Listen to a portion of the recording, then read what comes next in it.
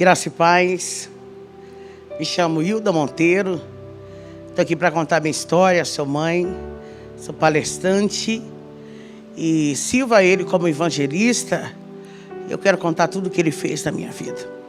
Nasci em um lar evangélico, pai, mãe, crente desde pequenos. A gente cresceu ouvindo falar desse Deus poderoso, desse Jesus que faz, desse Jesus que surpreende. Desde criança eu fui marcada por várias vezes com um ato profético. Sempre aonde eu ia, sempre aonde eu estava com a minha mãe, que foi líder do círculo de oração, a dona Noêmia, sempre as pessoas elas iam ao meu encontro e sempre trazia algo de Deus. Então eu cresci sabendo que Deus tinha algo para fazer na minha vida. E na adolescência com 16 anos de idade, eu já liderava jovens, né? Já regia, já fazia parte também com as senhoras no coral e sempre vivendo aquilo que Deus queria. Mas quando eu tinha 19 anos de idade, por falta de maturidade, raiz, força, porque era tão corrido, a ida, era tão corrido o ensaio que eu esqueci do principal, que era ter raiz. Então o vento veio, a decepção veio, a frustração. E eu fiquei cheia de mágoa, eu fiquei cheia de ressentimento e aquilo cresceu dentro de mim que me afastou da presença de Deus. Eu nunca tinha ido no mundo, eu nunca vivi nada no mundo. Até 19 anos de idade. Estava com casamento marcado com filho de pastor. Estava tudo lindo, até eu deixar entrar dentro do meu coração a mágoa, o rancor. E eu fui para o mundo, onde tudo começou. O diabo, ele já tinha preparado tudo. Eu não tinha ideia do que eu ia viver. Eu não imaginava. Mas eu recordo perfeitamente de uma vez a minha mãe, ela estava em um congresso, ela estava gestante, naquele tempo era muito complicado. Em 82, 83, a gente não tinha recurso e ela não sabia de fato qual era o sexo da criança que estava na sua barriga. Eu lembro que um profeta, ela contando pra gente, que um profeta veio até ela e falou: olha, dentro do teu ventre tem uma menina e ela vai ser profeta, vai ser ministra, e o meu nome vai ser glorificado na vida dela. O inimigo vai fazer de tudo, mas no final vai ser o meu nome que vai ser glorificado. Caí no mundo com tudo, despreparada. Para você ver o tanto que foi sério, que a gente nunca na vida tinha passado em frente a uma boate ou algo do tipo. Então a minha primeira vez no mundo que eu fui, eu já conhecia a bebida, já conhecia a dança e eu achei interessante aquilo. E eu não queria mais saber de igreja, eu achava chato, não queria mais saber. Minha mãe sempre insistia, sempre ela dizia: Hilda, volta, filha, enquanto há tempo. Não vai, sempre ela batia nessa tecla, mas eu fui me aprofundando.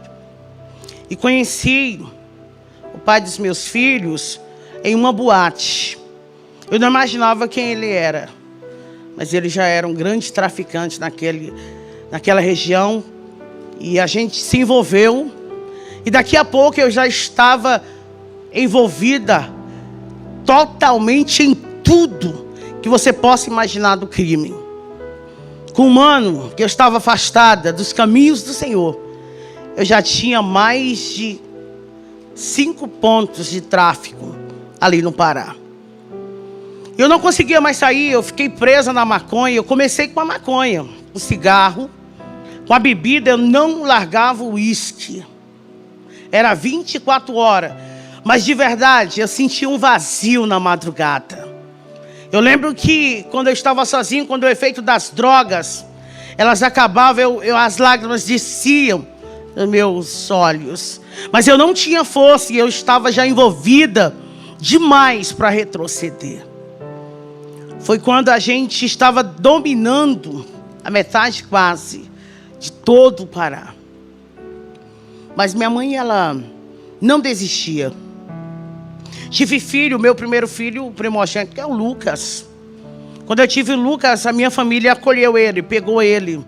Porque essa vida de tráfico, de correria, essa vida de assalto não é fácil. Não tem como construir família aí. É mentira, é roubada isso. A gente não consegue construir nada. A gente só consegue alguma coisa nessa vida se a gente estiver com Jesus Cristo de Nazaré. Preciso dizer para alguém que está ouvindo aqui, jovem, ei menina, não entra nessa vida, saia. O quanto antes é roubada, é fracasso. Logo após, eu ter tido Lucas, eu engravidei da minha filha Giovana. Nesse tempo eu estava tão viciada em pó, que eu tenho poucas lembranças da minha filha pequena. Nesse tempo a gente tinha tudo, tinha casa, tinha gente para fazer tudo dentro da casa, a galera do corre, tinha gente para fazer o que eu quisesse. Mas eu não era feliz, era só um fingimento. É que eu achava que não tinha mais jeito. É que eu achava que a porta tinha se fechado. E eu me aprofundei tanto, que a Giovana, dela tinha 4 anos de idade, ela foi levada para o abrigo. Ela foi carregada. Eu tentava lutar. Eu lembro que por mais de 2 vezes eu tentei entrar lá dentro do abrigo. Várias vezes eu até mentia. Eu mentia muito nessa época. Eu dizia, quer saber, eu quero mudar de vida. Era nada, eu só queria estar perto dela. Porque sempre a maternidade, ela vai gritar forte dentro da gente. Meu terceiro filho, eu tive muito filho, gente. Meu terceiro filho, Marcelo, quando ele veio, eu já estava conhecendo um crack. Porque eu queria saber que droga era aquela que tantas pessoas queriam. Porque era 24 horas alguém batendo naquela janela. Eu falei, quero conhecer esse crack. Porque ele deve ser o bom mesmo. É melhor do que o pó, do que a maconha. Porque todo mundo quer. E os comparsas, ele falou pra mim assim, negona, na linguagem deles, se você entrar no crack, já era, hein? Se você entrar no crack, você não vai estar nessa patente. Porque eu já tinha o domínio. Eles me respeitavam como a traficante. Então eu tinha um respeito grande na favela. As pessoas onde eu passava, elas me respeitavam. Elas tinham que atender às minhas ordens. Então tinha um certo temor ali. Então eles me orientaram, o crack ele está vendendo muito. Mas não entra nisso não. Só que eu tinha dentro de mim, dentro da minha mente, a ideia que nada pudesse me dominar. Que eu estava por cima. Que nada poderia me travar. Porque eu era o que eu era. E eu achava fantástico aquilo. As pessoas abrirem. Sabe, para me passar, vem chegando ela. Eu achava interessante aquilo, eu não imaginava que o que Deus tinha para mim era coisas maiores. Eu não imaginava que o que Deus tinha reservado para mim era coisas mais extraordinárias. O que o diabo dá para a gente é passageiro, mas aquilo que Deus dá para a gente é permanente. Isso é muito importante você ouvir isso. Quando eu já estava conhecendo o crack já mais de um mês, eu quero dizer que quando eu fumei pela primeira vez, eu não consegui mais largar dele. E olha que eu disse, eu me domino, mas desde o dia que eu experimentei o crack, eu lembro como se fosse hoje, que eu peguei um cachimbo e coloquei uma pedra em cima e falei, isso aqui eu quero só saber qual é a lombra. E eu não consegui mais ficar sem ele. O crack, ele se tornou tudo para mim. Tudo para mim, eu não conseguia fazer mais nada. A minha prioridade se tornou o crack. Eu não queria mais nem cheirar pó. Maconha, eu abandonei na hora. Eu falei, o crack é o que eu preciso. O crack, nessas alturas, os meus filhos ficavam indo e vindo. Até então a família, ela tentou lutar pela gente. Eles tentavam lutar, só que a gente não conseguia. Porque quando eu me afundei no crack, quando eu conheci o crack, eu não consegui mais me dominar. Então os meus parceiros, eles me abandonaram.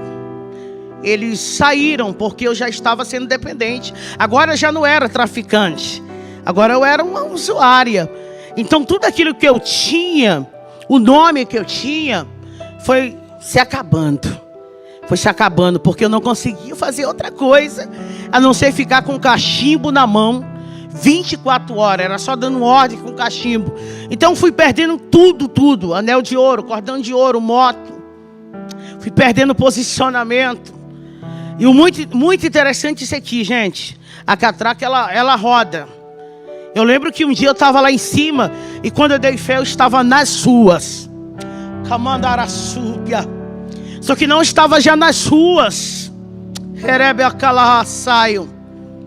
olhando para um lado e para o outro, tentando me refazer, mas eu não tinha mais ninguém. Detalhe, você não tem amigo no mundo, você não tem amigo do corre, você só vale o que tem. Quando você não tem mais nada, você não vale mais nada. Então não se iluda com os pássaros que batem no teu ombro, eles vão bater até você ter para eles. No dia que você não tiver mais nada, todos eles vão virar as costas. Só que a minha mãe, ela nunca virou as costas para mim. Nunca. Todo mundo dizia: ô dona Noemi, por que a senhora não desiste? Por que a senhora não larga ela? Não adianta. Ela já saiu na manchete de novo. Poxa, a Hilda vai aparecer qualquer dia desse aí no jornal, morta. Minha mãe dizia: não, o que Deus tem para fazer na vida da minha filha vai ser feito. Por mais que eu não veja, mas o mundo vai conhecer o Deus, eu não desisto. E ela subia nos morros, nas vielas, e eu lembro que isso era tão poderoso. Eu preciso falar isso, porque tem uma mãe me ouvindo aqui, tem mães que vão me ouvir. Não desista.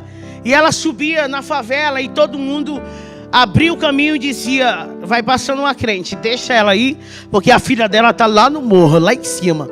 Acredita que ela passava óleo de unção?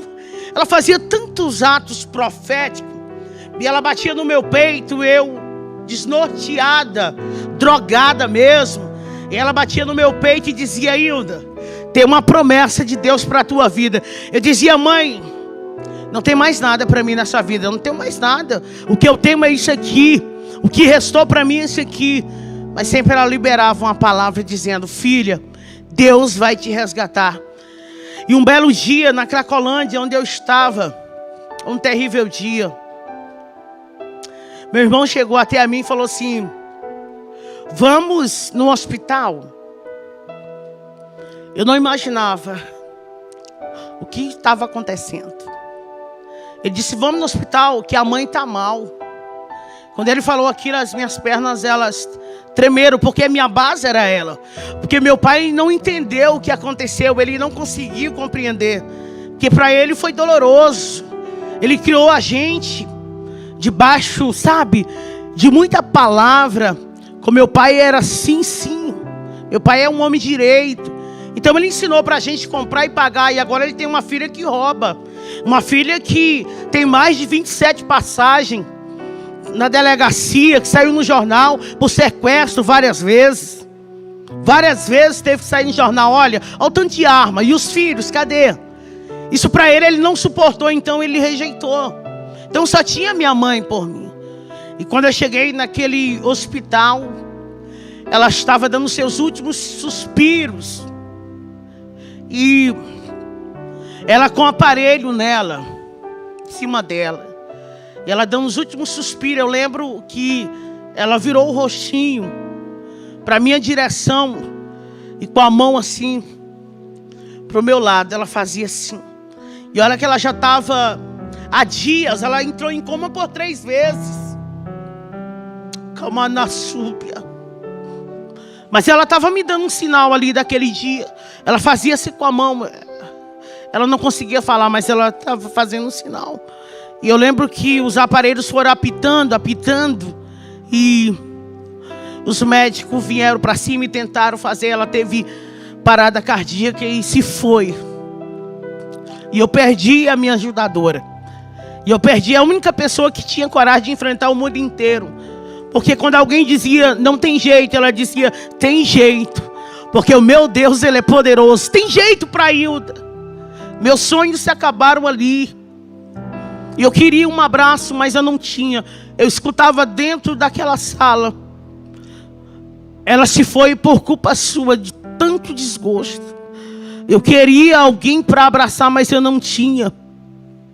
Não tinha força. O pior foi o velório. Porque eu não tive acesso. Eu tive que ficar longe. Porque os meus irmãos não compreenderam. Eles não entenderam o que aconteceu. E eu gritava lá no portão, eu gritava, deixa eu ver ela. E eu pensei, o que eu tenho agora? Meus filhos não estão comigo. Meus filhos vivem na casa de um e de outro, em abrigo. A galera que eu tinha me abandonou. E a única pessoa que eu tinha que me amava, que eu sabia que me amava, era minha mãe. E agora ela está sendo enterrada. Eu falei, eu vou ser pior do que eu fui. Agora que eu vou fazer muito mais. Eu vou fazer o dobro de tudo errado que eu fiz até hoje. Eu fiquei com mais ódio de todo mundo. Eu comecei a tramar coisas a respeito da minha família. Deus, Ele, no meio disso tudo, alguns projetos diabólicos que eu fiz contra a minha família, Ele deu livramento. Eles ouvindo aqui agora, eles sabem disso. Que por várias vezes eu tramei a morte de pessoas ali, porque eu queria me vingar. Porque ninguém deixou ver minha mãe. Eu queria fazer de tudo para eles sofrerem. Eu queria fazer eles sofrerem. Eu lembro que foi mais de 5 vezes que eu arrombei a residência do meu pai. Várias vezes. Outras vezes eu ficava só dando sinais para alguns entrarem. Mandassúbia. Mas eu pensava que estava no fundo do poço. Eu não imaginava que tinha mais coisas ainda tristes para mim viver. Como eu já disse, eu estava sem ninguém. Estava só, mas ficou a minha irmã. A minha irmã, ela começou a se compadecer de mim. E ela começou a fazer o que minha mãe fazia. Levava comida, que eu passava dias sem tomar banho. Eu estava num estado de rua aqui agora. Eu estava muito dependente do crack. Amor, eu sentia vontade de ver meus filhos, mas eu não tinha força. Eu sentia vontade de um dia reconstruir tudo, mas eu não tinha força. E eu só pensava nela. Mas eu lembro que ela tentou refazer tudo que minha mãe tinha feito. Mas o pior também aconteceu. Parecia que tudo de ruim estava acontecendo na minha vida. Aquela vida maravilhosa que eu tinha se acabado. A ilusão. Cadê aquela vida que eu tinha, aquela cama fofa, que agora já estava dormindo na rua? Cadê, gente? Cadê os carros? Cadê os pássaros? Não tinha mais ninguém, só tinha ela. Mas ela também morreu. Ela também se foi. O que é essa agora? O que fazer agora? Eu pensei que estava pior. Eu descobri que eu estava grávida. Não vi a criança crescer. Não vi a criança se mexer. Não vi nada disso. Um dia, eu comprei 10 gramas de crack e falei, hoje eu vou fumar tudo isso e depois vou tirar minha vida. Eu quero pelo menos ter uma overdose. Eu injetava na veia. Eu falei, vou fumar tudo isso e depois eu tiro a minha vida. Por que viver? Eu lembro que eu fumei, comecei meia-noite. E quando o dia estava amanhecendo, o dia quase amanhecendo, na Cracolhando, um monte de gente correndo para um lado e para o outro, eu comecei a sentir contrações. Eu não sabia o que era aquilo. Eu estava grávida da Vitória. E eu não sabia, 9 meses. Eu vim descobrir que eu estava grávida no dia que eu tive ela. No meio do nada. Só tinha moradores de ruas. Quando eu senti aquelas dores. E ela nasceu pequenininha. 2 quilos. No meio do lixo. Cabaraçu. Ela nasceu envolvida naquilo, eu não tive força nem para pegar ela, eu não tive reação. Alguém correu e veio, pô, a negona está tendo filho. Começou a gritar e o povo começou a aglomerar ali e eu não consegui nem me mexer, fazer nada. Eu lembro que alguém cortou o umbigo ali e pegou aquele pacotinho, aquele bebê e arrancou assim, ela estava dentro daquela bolsa e tirou. E alguém falou, é uma menina. Eu falei, ela tem que ser chamada Vitória. Ela é uma vencedora. A Vitória, ela foi doada. Eu dei a minha filha. Eu não sabia o que eu estava fazendo ali. Eu não tinha condição de criar filho. Eu não tinha estabilidade nem força, recurso, nada. Eu dei ela para alguém. Mas não é o pior. Ainda não é o pior ainda estava por vir. E ela sumiu e eu lembro que eles chegaram até a mim. Alguém chegou até a mim e falou assim, nossa, você precisa ir no médico. Que você precisa ir. E quando eu cheguei lá, eu descobri que tudo dela estava ainda dentro de mim. Eu lembro que eu gritava dentro daquele hospital porque não pegava anestesia, nada dentro de mim. Porque tudo estava aqui dentro. As placentas, tudo. E eu vi o desamor ali. Porque alguém disse, não, é moradora de rua. E eu disse, está doendo tudo aqui. E eles diziam, é moradora de rua. Mas Deus escolheu todos nós. Para cada um, Deus tem um projeto e uma promessa. Para cada um, Deus tem um projeto e uma promessa. Não importa o estado que você está. Eu não sei em que estado que você está passando. Mas há uma promessa de Deus para você viver. Há uma saída para você. Tem jeito. Tem jeito. Quando eu voltei dali, eu fui convidada para fazer um assalto. E eles disseram para mim, Negônio, eu quero te dar uma chance, viu? Nós queremos te ajudar de novo, sabe? Você vai ficar observando agora. Você vai ser aquela que vai estar olhando. Nós vamos meter o bicho ali. E você vai ficar observando tudo. Se sair tudo bem, nós vamos lutar com você. E vamos tentar te trazer para a galera. Nós era 9, eu era a única mulher. Eu falei, não, eu só quero uma chance para me provar que eu estou bem. É porque eu estou mal. Isso, eu estava com 45 quilos na época, quando eu estava no estado de rua. Meus filhos, como eu disse, estavam rodando. Meu pai não suportou, ele mudou do lugar onde ele viveu a vida inteira. Ele mudou de cidade, vendeu tudo. Já tinha perdido a sua esposa, tinha perdido a sua filha e muitas outras coisas aconteceram. E ele mudou e disse, fala para ela se um dia ela aparecer aqui, que eu não tenho filha ladrona. Você entende? Zero expectativa. Você entende que não tinha jeito pela sociedade. Eles todos me desprezaram. Todos me desprezaram. Então aquela oportunidade eu vi como um engajamento para mim me levantar. Só que não. E a gente foi e o assalto deu certo. E a gente ficou com muita grana.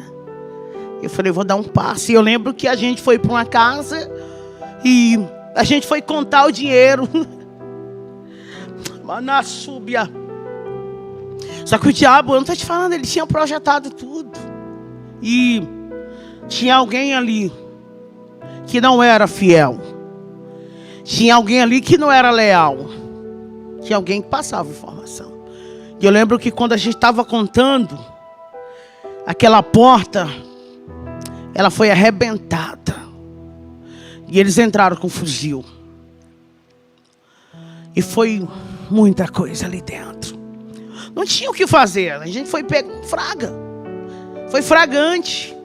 Tinha droga, tinha arma. Nós estávamos contando dinheiro no dia. Ninguém estava com arma no punho ali. Ninguém. Então não teve como reagir. Eles chegaram e prenderam.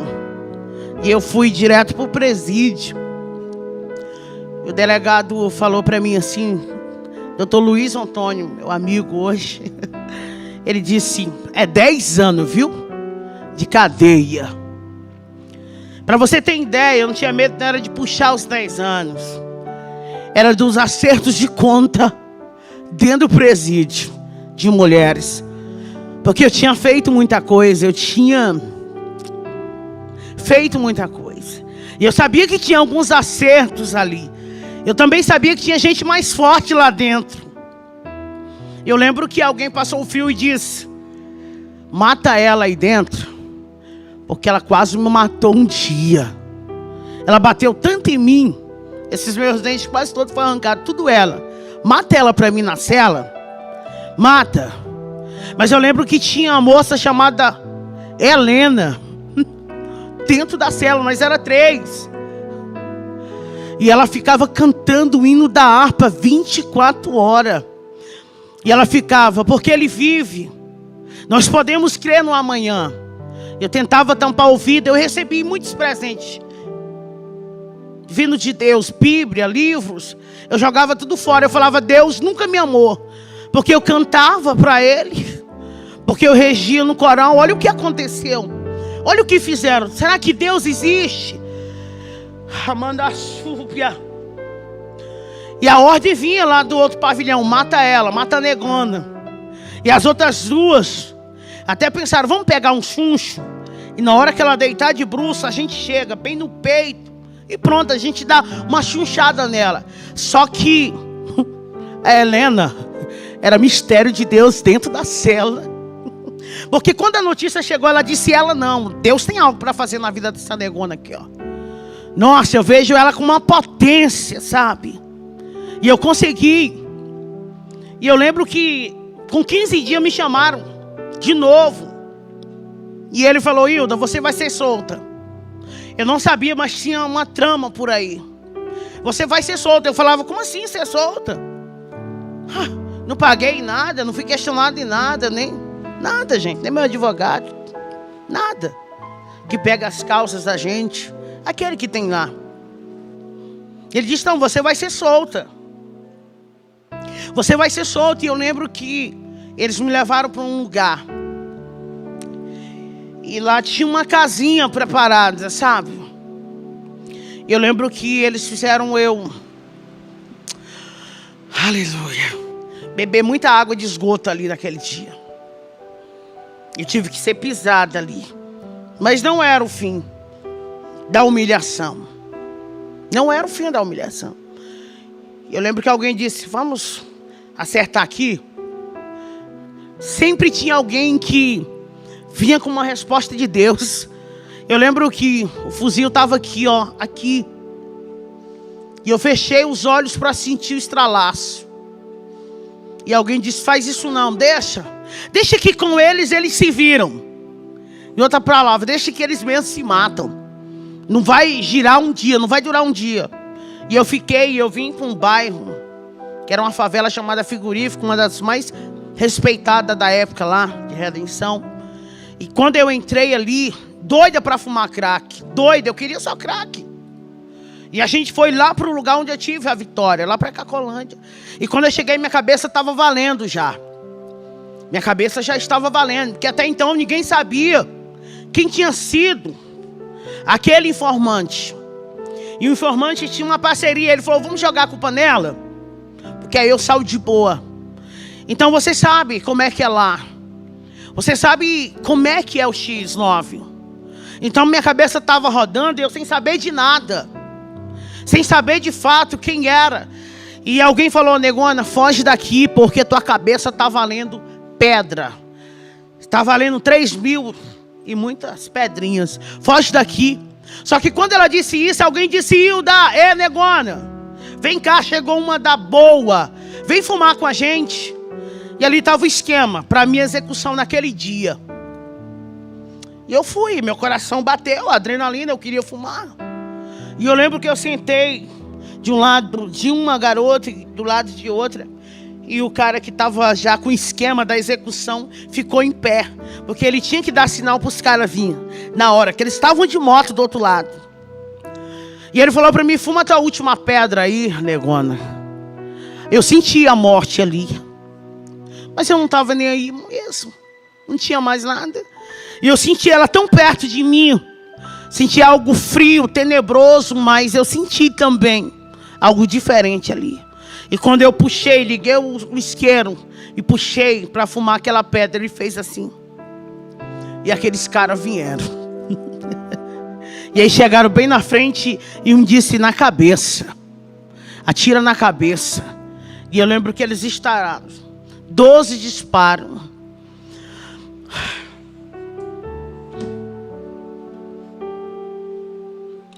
Mas tinha um escudo ali, bem na minha frente, sabe? E eu via os fogos. Eu sabia, eu entendo de arma. Era um Tauro, e eles estavam atirando, e eles diziam, atiram. E eu lembro que uma caiu em cima de mim, e a outra em cima, e a gente caiu. E eu sentia só queimar. Mas de repente eu estou levantando, e eles disseram, corre, que a polícia foi acionada. E eu consegui me levantar com elas em cima de mim. Eu peguei uma que estava grávida, ainda consegui correr para a rodoviária. E hoje eu passo lá e fico tirando foto. E eu corri para a lanchonete, deixei aquela menina ensanguentada. Mas nenhuma bala entrou, só tem as marcas. Nenhuma entrou, e eu corri para cima de um morro e fiquei lá por 3 dias. No Serrinha. Sem saber o que estava acontecendo. E eles virou notícia de jornal. Morreu uma grávida e uma trabalhada. E aquele que armou, ele morreu também. E eu estava viva, sanguentada, meio do mato. Foi 3 dias, mas com 3 dias eu não aguentei. Eu tinha que beber água. Me deu fome, eu não estava noiada. Eu tinha que descer, e eu venho descendo. Na Otávio Batista Arantes, no setor Serrinha. Eu venho descendo, 9 horas da manhã. Quando vem aquelas irmãs do círculo de oração. Elas estavam saindo da igreja. E uma marchou e disse para mim no meio da rua: foi eu que te dei livramento. Manassoriébia Candarábia. Foi eu que cuidei da tua vida. Ei! Deus manda eu te dizer: sai dessa cidade ainda hoje. Foge, porque está tudo preparado. Eu tenho algo preparado, mas hoje Deus disse: você precisa sair. E ela me deu um dinheiro que estava dentro da Bíblia, era R$20, nunca vou esquecer. E ela orou por mim, e eu falei em pensamento. Eu falei, claro, ela está dizendo isso porque saiu no jornal. Lógico que eu estou só o sangue, por isso que ela está dizendo sobre morte. E ela disse, por que tu está pensando isso? Sou eu mesmo que estou falando contigo. Eu não vi nada em jornal. E ali eu temi, porque Deus falou sobre o meu pensamento. Eu corri, falei, vou despedir do meu pai. Eu vou pedir perdão para ele. E vou me embora daqui. E vou tentar recomeçar. Depois eu volto atrás para pegar eles. Eu preciso e eu fui. Quando eu cheguei lá, aconteceu aquilo que eu falei há pouco. Ele tinha vendido tudo e tinha ido embora. E a moça fez questão de dizer para mim: seu pai disse, se você morrer hoje, você vai ser enterrada como indigente. Você não tem família. Corri para a saída da cidade. E quando eu olho para trás, tinha 2. Eles conseguiram me alcançar. E eu fui esfaqueada ali. Quando eu acordei, eu estava no regional. Eu passei 30 dias. As minhas pernas, elas foram atingidas. Quase cortaram minha veia. Eu quase fiquei paralítica. Foi Deus que tinha uma obra. E eu lembro que o médico que ficou me atendendo esses 30 dias, ele batia assim no meu ombro e dizia: você já foi crente alguma vez? Você já foi crente? Porque eu sou católico, eu acredito na Nossa Senhora, mas você tem algo para viver, porque alguém morreu ontem com 2 facadas e você está toda cortada, está viva. Quer um conselho? Volta para o Jesus teu. Até ele, um médico que era católico, ele tinha um rosário e tudo, no jaleco dele, tudo tinha a imagem da santa. Ele ministrou sobre mim, sabe? Volta para Jesus. E eu falei, vou voltar. Meu braço, ele saiu do lugar. Eu tenho marcas na pele, mas o que mais dói é as marcas da alma, porque as consequências, ninguém foge dela. Por isso que eu estou falando para você, as consequências, elas vêm. Eu choro no Natal, que as consequências, elas vêm. Não é que eles não gostam, mas as consequências, elas vêm. Não é que eles não querem ter eu perto, é que as consequências, elas estão ainda em evidências. Eu saí daquela cidade, virei, me tornei Andaríria. Uma cidade num dia, outra cidade no outro dia. Eu ficava em ambientes de prostituição. Era ali que eu ficava, onde eu tinha comida, e ali eu vendia droga, fumava, vendia, fumava, até que eu fui para o último paradeiro. Meu último paradeiro, Marabá, Pará, foi ali na 32, que ali acabou. Não tinha mais força para nada, então minha droga era o Tine. Quando não tinha, eu ficava cheirando cola e eu só ficava pedindo esmola na porta da rodoviária. Eu preciso falar para alguém aqui. E várias vezes eu via os pastores entrando na rodoviária, missionários, e eu ficava olhando para eles, querendo ouvir uma palavra. Eu queria ouvir deles assim: ei, Deus te ama. Ninguém falava nada. Seja diferente. Seja diferente, comece a olhar para a alma de alguém. Comece a enxergar o interior, não o exterior. Tem alguém pedindo socorro e você passa e não vê. Mandagaçúbia. Eu queria os pastores com as bíblias lindas, sabe, todos bem preparados, missionários, cantores, passavam ali, eu ficava na porta da rodoviária pedindo esmola. Eu queria só uma moeda para mim comer, comprar alguma coisa para mim comer com aquela moeda. E não tinha uma palavra: Jesus te ama. Não tinha uma palavra: tem jeito. Mas Deus visitou a dona Ildenê, uma crente, e Deus falou para ela: tem uma filha minha lá no meio daquela rua. E chegou o tempo de eu dar um ponto final nisso. Andara sépia. Você não vai ficar aí a vida inteira. Tem providência de Deus, socorro de Deus chegando para a vida de alguém agora. Estou sentindo uma unção de Deus aqui neste lugar. O Espírito Santo de Deus manda eu dizer que está chegando um livramento. Uma porta se abre para a tua vida aí. Remaraçúbia. Visita alguém por causa do teu nome, por conta de uma promessa que eu te fiz. Deus visitou a dona Idenê. Ela tinha uma barraca de comida do outro lado. E Deus falou para ela: vai lá e pega ela e cuida dela para mim. Ela chegou com uma marmita perto de mim, no meio de mais de 50 moradores de rua. A gente brigava por papelão para dormir, gente. Quantas vezes na minha vida eu ia na lixeira, revirava ela para me comer. Eu comi guardanapo muitas vezes, sentindo o gosto da comida. É barato. E ela foi até o meu encontro. E ela disse: senta aqui. Estou vendo a cena aqui. É como se eu estou vivendo tudo, sabe? E ela falava assim: conta a tua história. Eu falei: minha história não existe. Sou morador de rua, é isso que a senhora está vendo. E ela: não, conta a tua história de verdade. Conta a tua história, porque Deus me disse que você tem uma história. Conta ela para mim. Eu falei: não, só quero comer. E ela olhou para mim e disse: qual é o seu nome? Eu disse: é Hilda. Ela disse: Hilda, a partir de hoje, na rua você não fica. Ela disse: Hilda, a partir de hoje você vai ter uma cama para dormir. Eu vou te ajudar. Eu falei: não, mas eu sou usuária de droga. Eu sou ladrona. Eu falei mesmo. E ela disse: não importa. Por você eu vou pagar o preço, porque Deus mandou fazer isso. Mandagaçúbia.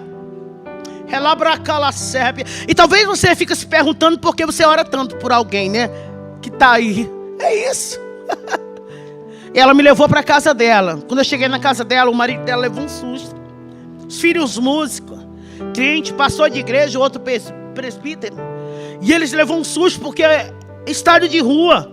Aquele cabelo que nunca foi penteado na vida. Chiclete, tudo que você pudesse pensar colado. Seca, só o lixo.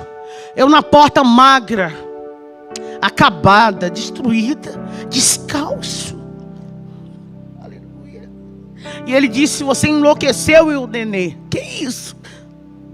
Ela disse: não, foi Jesus. Eu lembro que eles foram rapidinho para a cozinha e alguém disse assim: mãe, ela vai matar a gente quando a gente estiver dormindo.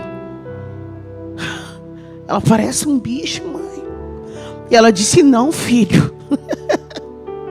Não vai acontecer nada disso não, porque o Deus que mandou fazer isso, Ele se responsabiliza. Deus vai te dar recurso pelaquilo que Ele confiou a você. Ela começou a lutar comigo. E eu ia para a igreja e eu caía possessa. E eu manifestava. Foi 1 ano ela me levando para a igreja, 1 ano. E eu dizia: por que você não desiste? Ela dizia para mim: Ilna, quem desiste não vive as coisas grandes de Deus. Você tem um sonho? Não desista, porque só aquele que persiste vai viver o que mais ninguém viveu. Ela não desistia de mim e eu ia para a rua mesmo assim. Ela começou a pagar curso para mim. Ela falou: olha, eu vou te transformar em uma cozinheira maravilhosa, uma profissional. Nossa, você vai ser líder de cozinha aí, garota. Você vai ter uma profissão. Que os meus sonhos tinham se acabado lá com 19 anos. Meu sonho de ser médica que eu tinha lá, com 19 anos eu entreguei ele. Eu comecei a fazer cursos e cursos e cursos. Daqui a pouco não é que eu estava profissional mesmo. E não é que eu me tornei chefe mesmo de cozinha, gente. Eu comecei a liderar pessoas. E eu já estava criando fórmulas, já estava com aparência melhorada. Isso já tinha mais de 2 anos. Sem notícia nenhuma dos meus filhos, nada. Sem saber onde eles estavam, meu pai, nada. Eu estava me erguendo. Mas o crack, eu não conseguia largar o crack. Eu não conseguia. Eu tinha um salário bom ali. Só que quando eu pegava o meu pagamento, eu dava uma parte para ela e a outra eu ia me drogar. E eu chorava muito depois que eu ficava drogado. Eu chorava porque Deus me dá tanta chance e eu jogo todas. Todas as chances que Ele me dá eu jogo fora. E um dia eu fui em um traficante. E ele falou para mim assim: por que você não larga essa vida? Por que você não larga essa vida? Eu vou te dizer uma coisa. Aqui no meu ponto, eu não te vendo mais nenhuma pedra de crack. Porque você tem algo diferente. Por que você não larga essa vida? Até ele falou assim: você tem um jeito diferente. Aqui você não compra. Aqui nessa folha eu vou falar para todo mundo: você não vai mais comprar. Sai dessa vida. Eu fui em outro. Para resumir tudo aqui. E ele me vendeu. E eu saí e ele falou para mim algo assim: ó, hoje é sexta-feira. E você sabe que está matando muitas mulheres aqui. Foi um alerta ali. Você sabe que aqui está amanhecendo todo dia 6, 7. Não vai pela rua tal não. Para não ficar. Eu estou te dando esse conselho. Só que aquilo foi algo tão tentador por conta da adrenalina que o crack faz a gente sentir. Que eu falei: nossa, essa rua, o que tem lá? Eu fiquei pensando, e o diabo, ele estava ali. E ele falou: boba, vai por ela mesmo, que é bem perto. Você não está doida para fumar? Então corta um atalho. Porque se você for por aquele caminho, você vai demorar a chegar. E eu sei que você quer fumar, então vai por esse. Eu não sabia, mas ali era um ponto de desova humana. Ali eram os acertos de conta ali, naquela rua. Tinha uma ponte, uma rua negra. O nome da rua, até hoje, isso existe, todo mundo sabe do que eu estou falando. É a Rua da Morte. E a ponte é batizada como a Ponte da Morte. E o diabo disse: passa, porque era a última cartada dele. Que ele tinha feito de tudo já para me tirar a vida. Só que a minha vida era do Senhor.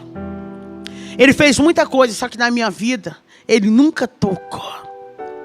E quando eu vou passando na ponte, louca para fumar descalço, porque eu já estava vivendo as loucuras da reação do crack.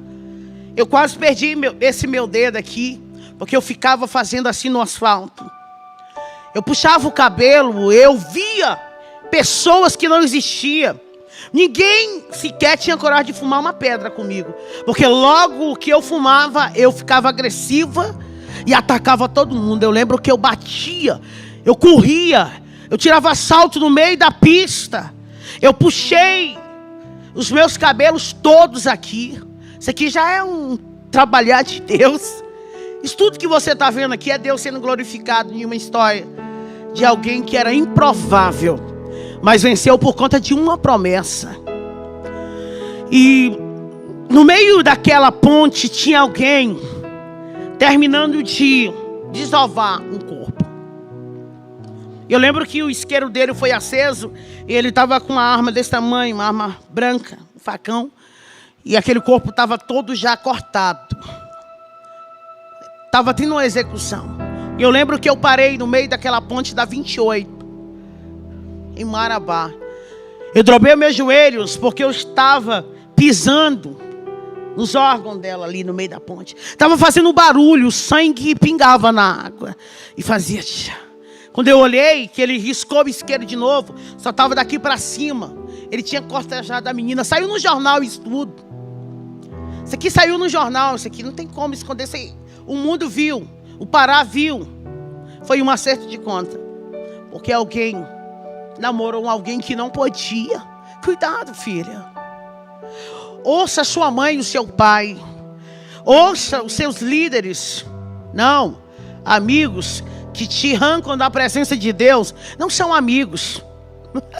Porque amigos, eles te aproximam de Deus, não tira você de perto dele. E eu dobrei meu joelho ali e eu comecei a chorar. Aí eu lembrei dos hinos que minha mãe cantava.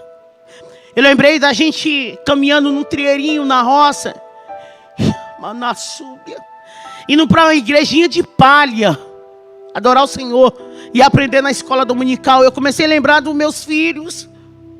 Eu falei, poxa, eu dei uma filha, nem expectativa um dia de ver, de falar para ela assim, pô, sua mãe fez isso, sem consciência. E o Lucas, que tanto sofreu por mim, meu filho mais velho, porque ele tinha que aguentar dos coleguinhas que a mãe ela era a dona.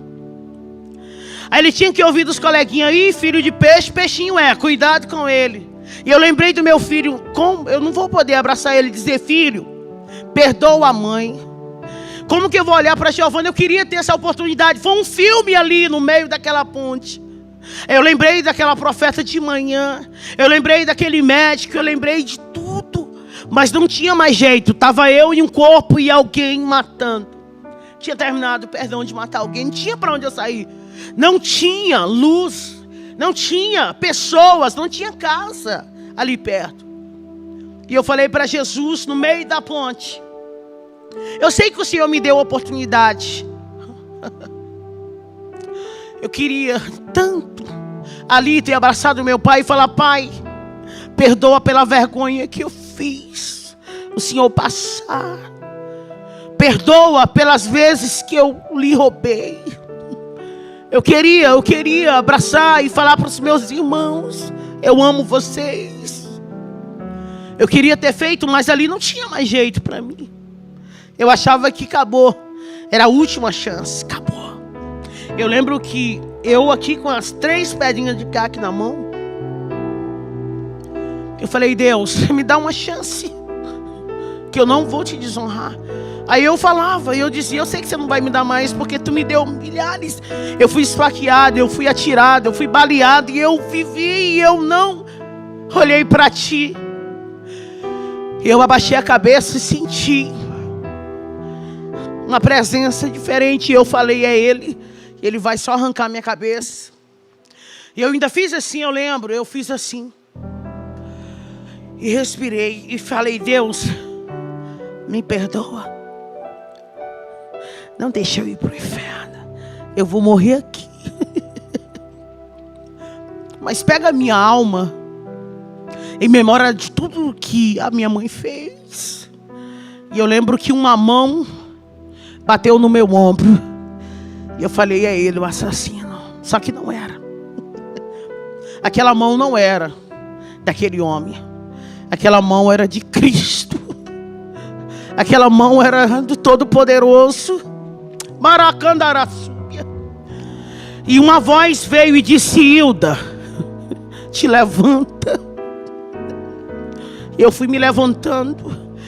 E a voz disse, vira para a direita agora. Aí ele falou comigo: sou eu que te visito aqui. Eu vim para dizer para ti que eu vou mudar tua história hoje. Hilda Monteiro. Ele falou meu nome, Hilda Monteiro. Eu vou devolver tudo que o diabo roubou. Baracalabaçúbia. Ele disse: eu vou devolver teus filhos. Eu vou devolver a dignidade. Eu vou devolver tudo. Vai ser tudo diferente. E eu fui me arrepiando, e eu andando. E aquela voz falando.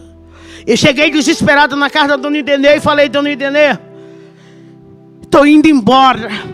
Ela disse: filho, o que aconteceu? Eu falei: Jesus me encontrou na ponte e ele disse que vai me devolver tudo.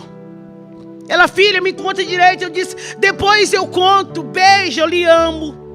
Eu preciso caçar minha família, porque Deus falou comigo na ponte. Cheguei no meu patrão, seu Fernando, falei: dá baixa na minha carteira, me dá só o dinheiro da passagem para Canaã dos Carajás. Marabandaçu. E ele olhou para mim, ele sabia que eu era usuária, só que eu era uma ótima profissional. E ele disse: o que aconteceu, filha? Eu posso te ajudar? Você quer um advogado? Você quer ir lá para casa, para minha fazenda? O que foi? Me conta. Eu disse: não é nada do que o senhor está pensando. É porque eu encontrei com Jesus na madrugada na ponte. E ele disse que vai mudar a minha história e eu preciso ir. Cheguei em Canaã dos Carajás, fui na casa da minha tia. Eu tinha passado lá em 2011, só que não foi boa. Minha passagem ali foi horrível. Fui até presa na época, por conta de furtos. E ela tinha vergonha, e eu bati no portão dela. Bati no portão e alguém disse: quem está aí? E eu disse: tia, é a Hilda. Abra o portão para mim entrar. Por favor, tia. Eles tinham medo de mim, todos eles. Eu lembro que um dia eu estava com tanta sede. E eu bati em um tio meu que eu amo tanto. E eles não abriram a porta. Porque eles tinham medo. Porque quando eu entrava, devastava tudo que eles tinham. Eu falei: tia, eu mudei. Eu encontrei com Jesus na ponte ontem, a presença dele era tão grande. E ela: como que eu posso acreditar? Eu falei: o Deus da Bíblia, o Deus de Abraão, Isaac e Jacó me visitou. Abra o portão. E eu abracei ela. E ela falou: nossa, filha, como o teu semblante está diferente. Hilda, o que aconteceu? Eu falei: tia, é isso. A senhora ama a Deus? Ela disse: eu amo. A senhora ama a palavra dele? Ela disse: eu amo. Eu falei: então me dá o endereço do meu pai agora, porque eu sei que a senhora sabe onde ele está. E ela disse: eu não posso fazer isso. Eu falei: mas a senhora disse que ama Deus e ama a palavra. Tia, me dá o endereço do meu pai, por favor. E ela: não, minha filha, eu não posso fazer isso. Eu falei para o Teodoro: eu não posso, porque ele disse que se alguém desse o endereço dele, Hilda, eu não posso fazer isso. Eu disse: tia, por favor, por favor. E ela, chorando, falou: filha, pega o endereço. E eu peguei uma moto e fui para um mototáxi, fui parar lá, naquela rua, naquele endereço. E o dia já estava indo, era quase 5h30. E eu lembro que eu bati na porta da casa. E de repente a janela foi se abrindo. E apareceu um senhorzinho com os cabelos brancos. E ele deu um grito: Lucas, corre e abre a porta, porque a tua mãe está viva. Amara sépia. Jesus já tinha feito tudo por mim. Jesus tinha visitado meu pai, gente. E Deus tinha dito para ele: abraça ela, porque agora uma nova história, Rebanassúbia, eu faço para Hilda Monteiro. E ele me abraçou e disse: filho, o que é meu é teu, a minha casa é tua. Filha, com 1 ano, eu encontrei os meus filhos. Eu achei a Giovana no abrigo. Foi tão lindo que as pessoas se disponibilizaram lá no conselho tutelar para me dar todo o suporte que eu precisava, o recurso para me buscar meus filhos. Quando ela me viu, ela disse: mãe, a senhora veio me buscar. Mãe, a senhora veio me buscar. Eu falei: filha, eu vim te buscar. O estado que ela estava era deplorável. Peguei meu outro filho, o Lucas, a gente já estava tudo junto. E a gente começou a viver tudo que Deus disse que a gente ia viver. E Deus começou a fazer as coisas crescerem. E a minha casa estava bem. E eu comecei a entender o que era propósito e chamada. Então eu conheci a palavra de verdade. E eu me apaixonei. E eu comecei a pregar, comecei a cantar novamente. E eu cantava, e eu pregava. E Deus dizia: conta o que eu fiz na tua vida. E eu comecei a ficar em guerra e falando: Deus, o que eles vão falar? O que eles vão pensar? E Deus disse: Hilda, não é sobre o que eles pensam a respeito de você, é sobre o que eu penso a teu respeito. Abra a tua boca e fala tudo o que eu fiz, porque o meu nome vai ser glorificado no Brasil inteiro. Porque o meu nome vai ser glorificado nas nações. Porque o Deus do impossível, o Deus que pega o pecador, que ergue do pó, do monturo necessitado, e faz ele se assentar com príncipes, é o Deus que está falando contigo. Bem, estava fluindo tudo. Só que eu queria encontrar a minha filha. Aqui eu dei ela. Estava tudo lindo, eu com os meus filhos. E eu comecei a me dedicar, a fazer tudo. Era uma cobrança dentro de mim. Eu dizia: eu tenho que fazer tudo por eles, porque eles sofreram tanto. Hoje eu quero dizer para vocês que meu pai mora comigo tem 7 anos. É meu amigo, meu companheiro. Meus filhos são os meus intercessores. Hoje eu falei: Deus, eu quero encontrar com a minha filha, porque eu quero saber que jeito é o rostinho dela. Eu queria saber que jeito era ela. Eu vi ela só dentro de um saquinho bem pequenininho na mão de alguém. E um belo dia eu fui cantar em um congresso. Eu estava cantando: Deus mudou a minha história, Deus, que é o meu hino da minha história. E de repente tinha alguém sentado lá naquela arquibancada, que era num ginásio. E alguém disse: nossa, ela parece com alguém, sabe? Eu estava na cidade onde eu vivi, e o pior, que eu fui cantar lá, porque Deus, quando decide honrar você, Ele honra onde você foi mais humilhado. E aquela família veio até a mim e disse: nossa, vamos convidar essa cantora para cantar no nosso congresso? Nossa, a voz dela, eu quero ela lá. Aí aquela menininha veio com eles. Eu não sabia, mas era a família da Vitória. Era minha filha ali. E ela falou: como é que eu faço para te levar data tal, dia tal, para cantar no congresso? A senhora prega também? Eu falei: prego. Aí quando ela estava falando comigo, eu olhei para ela. Aí os meus olhos começaram a encher de água. E alguém disse: mãe, ela parece demais com aquela moradora de rua, Maraçuga.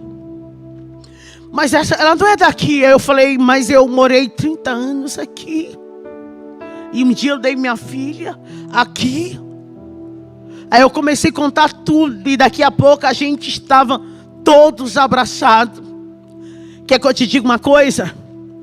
Deus, Ele faz o sobrenatural. Aquilo que não existia, criar existência pelo poder da palavra dEle. E eu encontrei com a minha filha hoje.